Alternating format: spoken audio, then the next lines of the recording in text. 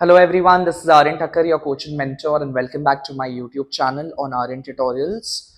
In this video, I'm going to take up your exception to the law of demand and the changes in the demand curve, which is your last part, and we'll be wrapping up this chapter today. Okay? So, chalo, let's get started.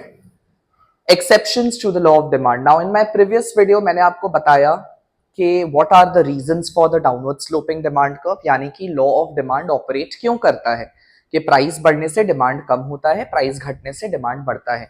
यहां हम लोग discuss करेंगे कि what could be some possible reasons कि जब law of demand operate ना करे और वो खुद ब खुद वायोलेट हो जाए, यानी कि with the higher price at many a times consumer tend to demand more and at a lower price they tend to demand less. So why does it happen? So let's get going, let's get started. Exceptions to the law of demand. Now the law of demand states that the ceteris paribus, so considering all other factors remaining constant, there is generally an inverse relationship between price and quantity demanded, that is with the higher price demand tend to decrease. However, in some situation the demand may increase with the price or decrease with the fall in price. Yani at a higher price at lot many times consumer tend to demand more and at a lower price they tend to demand less. So when does it happen violating this law? So कुछ a lot many times कुछ situation में demand curve कुछ इस प्रकार का होता है, यानी कि upward sloping बनता है, जो कि क्या इंडिकेट करता है कि higher price पे consumers ज्यादा खरीदते हैं एंड लोअर प्राइस पे कंज्यूमर्स कम खरीदते हैं। ठीक है, इसी के बारे में डिस्कस करेंगे।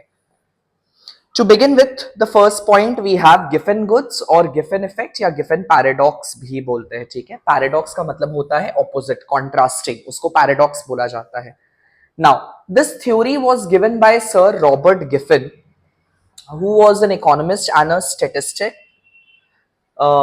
In UK, in United kingdom, London, और उनके पीछे इसका नाम रखा गया है एज गिफन पैराडॉक्स। ठीक है, या गिफन गुड्स भी आप बोल सकते हो इनको। This was given by sir Robert Giffen. उन्होंने क्या ऑब्जर्व किया लंदन में, दैट वहां के लोग ब्रेड कंज्यूम करते थे, which is an inferior good. ठीक है, वो लोग ब्रेड कंज्यूम करते थे and that too 6 days a week. ठीक है, 6 दिन ब्रेड खाते थे एंड उसके ऑपोजिट ऑल्टरनेटिव में मीट लेते थे, which is a superior good in comparison to bread, and they used to have it one day. So basically Giffen good ऐसा गुड्स होता है जिसमें कंज्यूमर अपना मेजर पार्ट ऑफ इनकम को स्पेंड करता है। सो लाइक 6 दिन आप देख पा रहे हैं, 6 दिन ब्रेड खा रहे हैं and it is like a staple food. ठीक है, bread was like your staple food,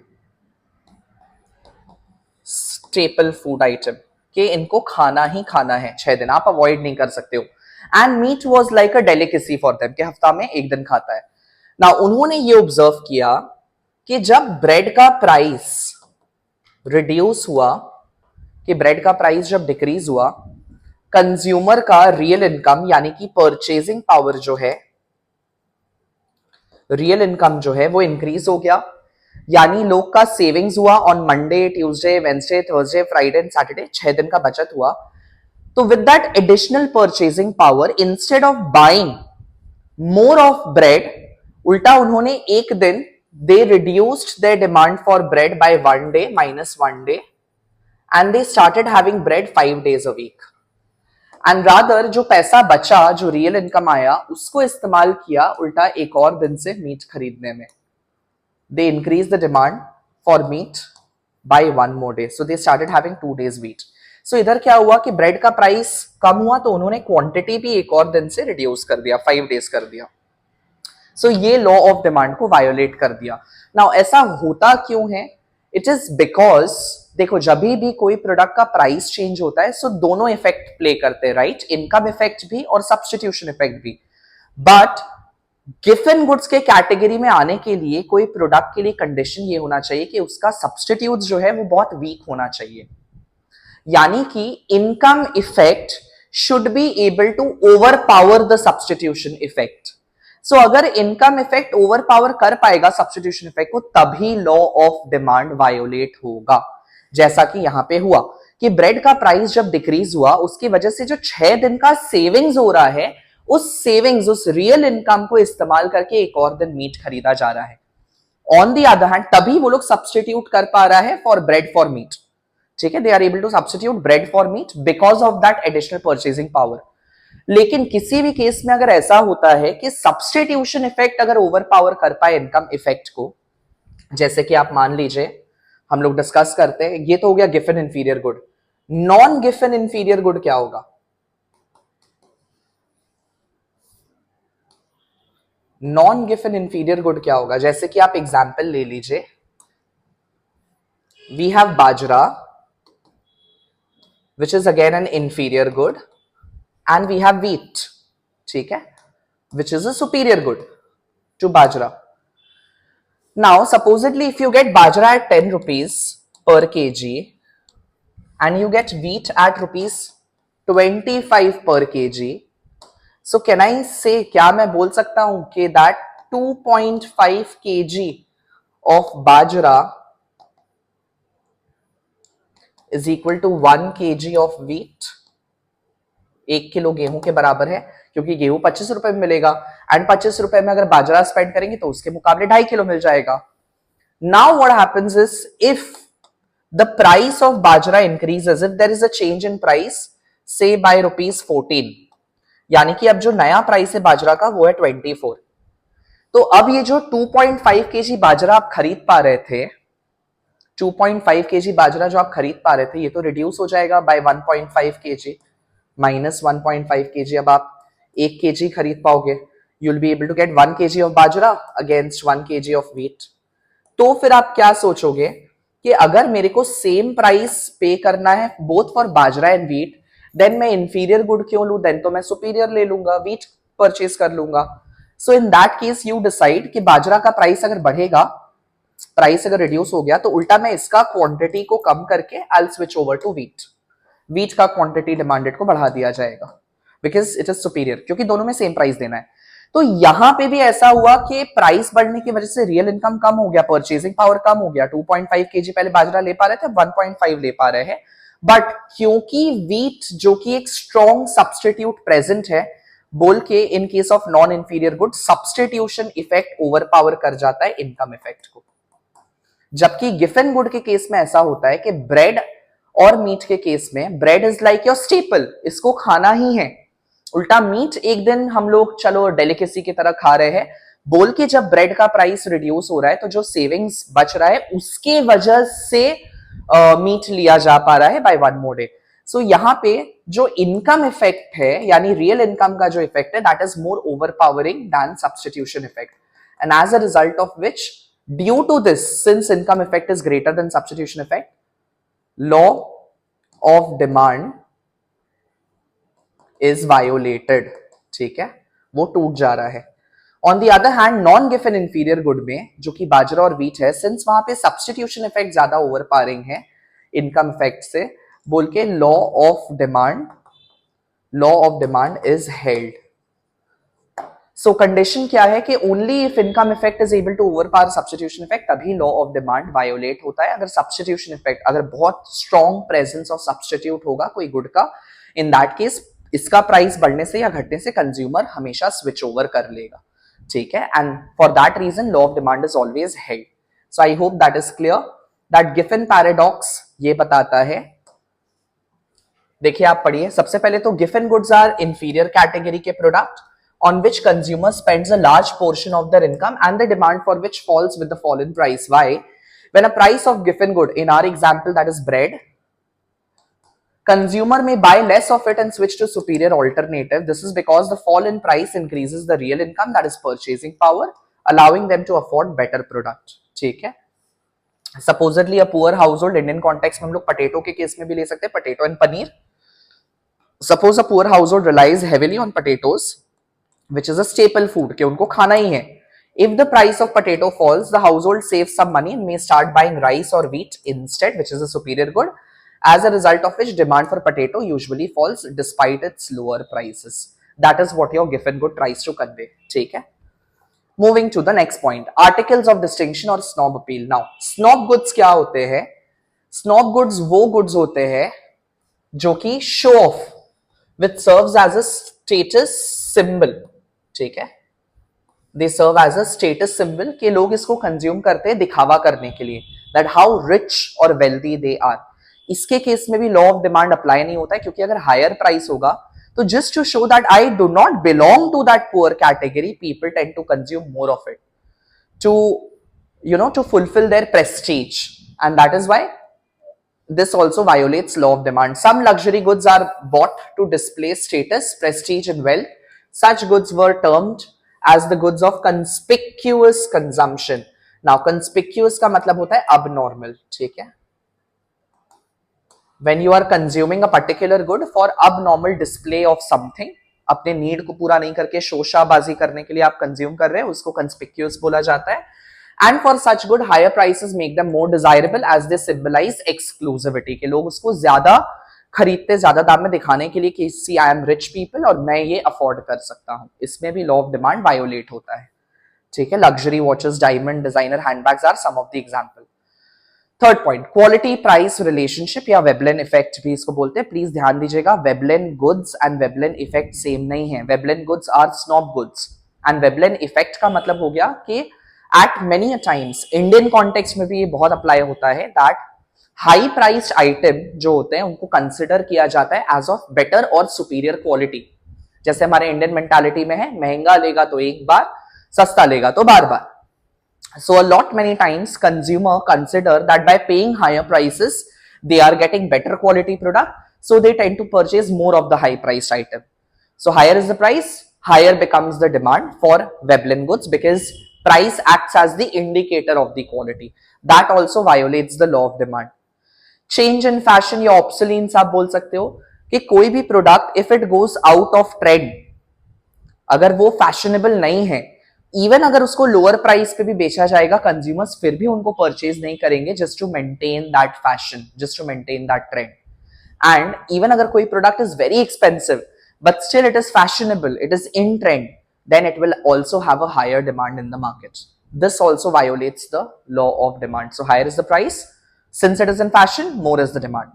Lower is the price, out of fashion, people tend to demand less of it. ठीक है? Expectation about future prices. Now ये हम लोग already कर चुके हैं अपना डिटर्मिनेंट वाला पॉइंट में। स्पेक्यूलेशन बोलते हैं कि बहुत बार कंज्यूमर्स परचेज करते हैं anticipating, assuming the future prices. If consumers expect कि फ्यूचर में प्राइस इंक्रीज होगा, so they will purchase more today even at a same price. Price तो आज चेंज नहीं हुआ, but still they will purchase more quantity at a same price, so that future में उनको ज्यादा प्राइस पे ना खरीदना पड़े। सिमिलरली अगर कंज्यूमर्स एक्सपेक्ट कर रहे हैं कि फ्यूचर में प्राइस रिड्यूस होगा, तो they will buy less today even at a same price just to buy it at a affordable price in future. That also violates the law of demand. Coming to next, emergencies and panic buying.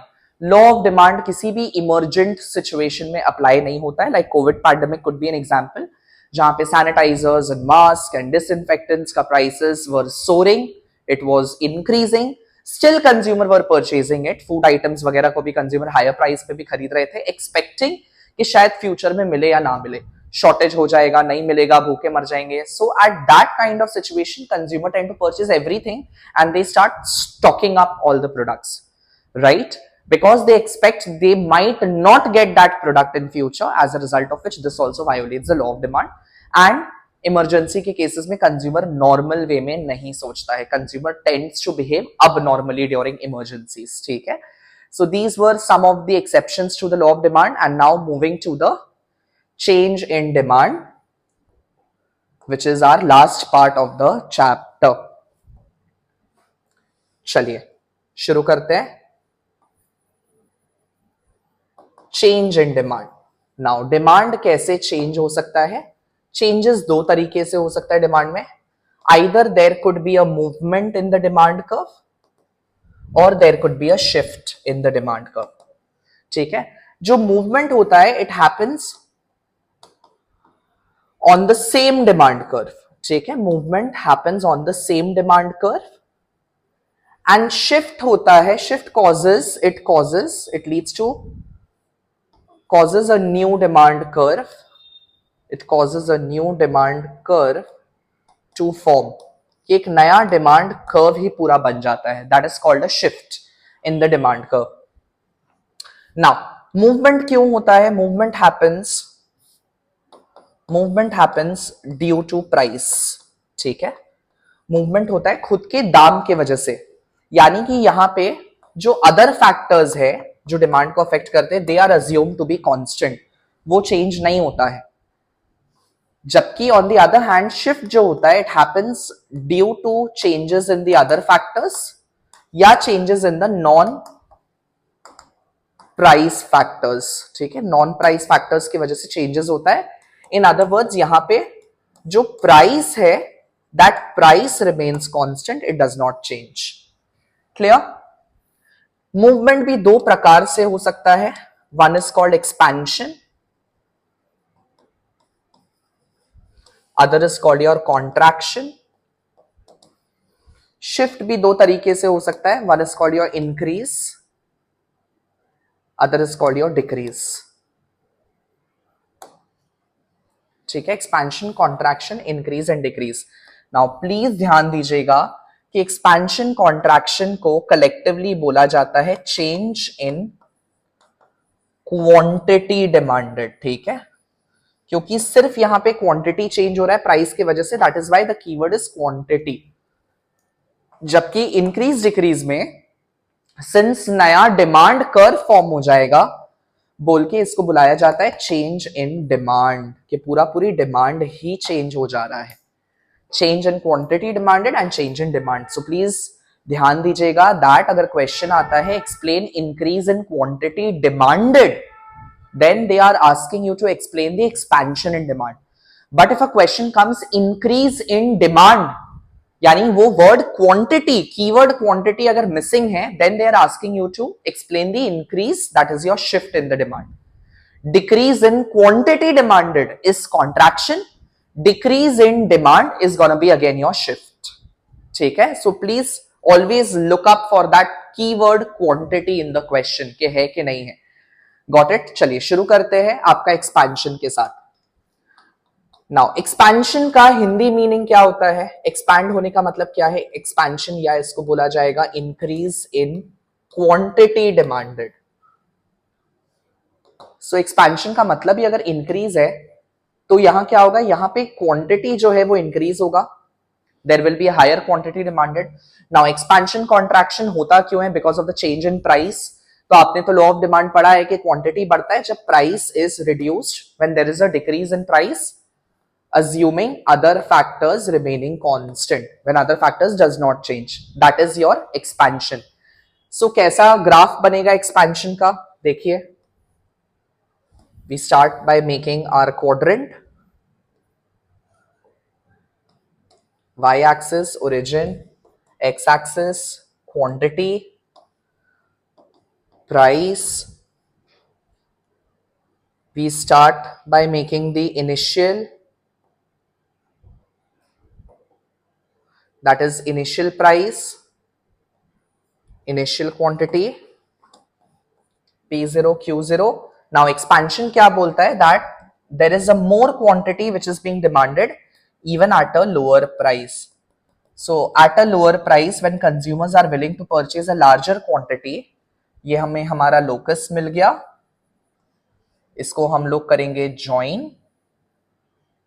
This is our demand curve. We will mark it as point A and point B. तो ये जो आप movement देख रहे हो A से B पे, price गिरने की वजह से जो क्वांटिटी बढ़ा, ये मूवमेंट कहलाएगा आपका expansion. This is what is called expansion.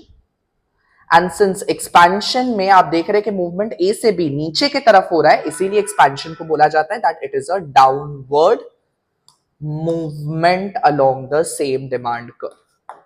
ठीक है, expansion is a downward movement along the same demand curve.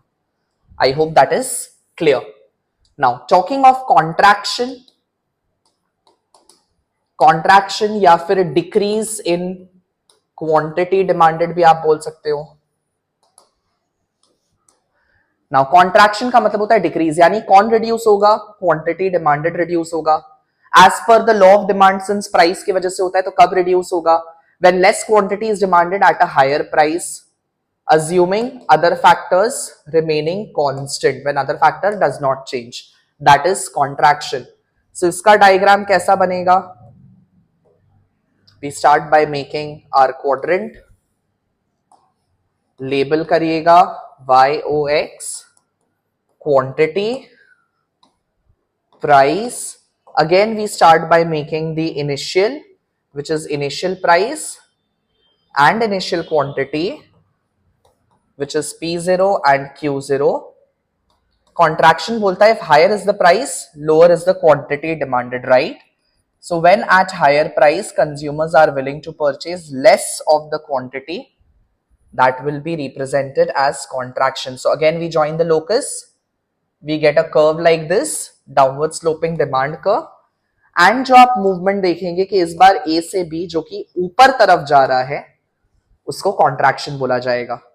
So less quantity is demanded at higher price. That is your contraction. ठीक है, this is your contraction. And since it is going upper, so contraction will be your upward movement along the same demand curve. ठीक है, it will be upward movement, ऊपर तरफ. Now, talking about next, which is increase in demand. Increase in demand. ठीक है, not quantity, increase in demand, जिसको आप लोग rightward shift भी बोल सकते हो. ठीक है, इंक्रीज इन डिमांड और rightward shift.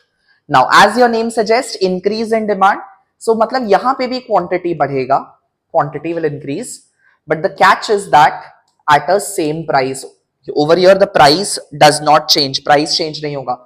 So this happens due to other factors और due to non price factor. हो सकता है इनकम बढ़ गया हो सकता है consumers have developed a favorance towards a commodity, so there is a favorable change in taste and preferences. हो सकता है ये कोई गुड है, इसका सब्स्टिट्यूट गुड और एक्सपेंसिव हो गया है.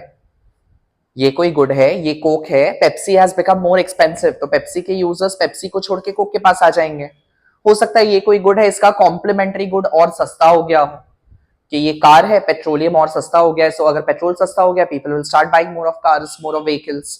ठीक है, so that could be some possible non price factor का reasons. Now talking about the diagram, diagram कैसा बनेगा इसका? We start by making the quadrant. Y axis origin, x axis quantity, price, initial से शुरू करेगा, initial price, initial quantity, P0, Q0. We make the demand curve like this, which is the initial demand curve DD. Now increase in demand बोलता है that even at a same price, consumer tend to purchase a large quantity. कि same price में भी consumer ज्यादा quantity खरीद रहा है. तो यहां पे क्या होगा, यहां पे जो demand curve है वो इस तरीके से राइटवर्ड शिफ्ट हो जाएगा. ठीक है, the demand curve will shift towards the right from D to D1. So this is an increase in demand और it is a rightward shift in your demand curve. And talking about leftward shift, leftward क्या होगा आपका? Same price पे less quantity is being demanded, वो होगा leftward shift. या decrease in demand, क्या हो सकता है आपका इनकम रिड्यूस हो गया है, हो सकता है कि जो इसके सब्स्टिट्यूट है वो और चीप हो गए, तो लोग इसको छोड़ के उधर चल जा रहे हैं सब्स्टिट्यूट के पास. हो सकता है इसका कॉम्प्लीमेंट्री एक्सपेंसिव हो गया है, पेट्रोलियम का प्राइस बढ़ गया है, so people have stopped purchasing car, so car का डिमांड रिड्यूस हो गया है. हो सकता है consumers have turned against the product, against the commodity, so that could be a possible reason कि people are buying less even at a same price. Q2. ठीक है, people are buying less even at a same price. So in that case, your demand curve will shift leftwards like this, D2. And this will be your leftward shift. So always remember that movement हो रहा है, it is on the same demand curve, and movement is like your law of demand, कि price बढ़ने से demand कम हो रहा है, price घटने से डिमांड बढ़ रहा है on the same demand curve. But when we say shift happens due to the changes in the other factors other than price. सो बाकी दूसरे फैक्टर की वजह से सेम प्राइस पे more quantity either is being demanded और same price पे less quantity is being demanded. That is your shift in the demand curve. So I hope आपको समझ में आ गया होगा. And with this we come to the end of theory of demand. I hope you are liking my content, and if you are, then please, I request you to like, share, subscribe to this YouTube channel for more such quality and detailed explanation videos जो आपको कहीं नहीं मिलेगा. And if you are wanting to download my app, please do so, क्योंकि वहां पे मैंने जो notes है आपका पूरा ISC माइक्रो इकोनॉमिक्स का notes को upload कर दिया है as a course. It is available at a minimal price of 249 rupees. One of the best comprehensive, detailed, lucid notes जो आपको और कहीं नहीं मिलेगा. Get your hands onto it. आपको 40 में 40 लाने से कोई नहीं रोक सकता है माइक्रो इकोनॉमिक्स में. एंड मेरे अपकमिंग वीडियोस को फॉलो करते रहिए. अपना एक कॉपी बनाइए. डायग्राम्स जो मैं आपको सिखा रहा हूँ, कॉन्सेप्ट जो मैं आपको बता रहा हूँ, उसको प्लीज पेन डाउन करिए. And you'll surely be able to ace your examination. I'll see you in my next video with the third chapter. It is a complicated chapter, so try not skipping that video out. And all the best. Keep learning, keep smiling. Take care. Bye bye.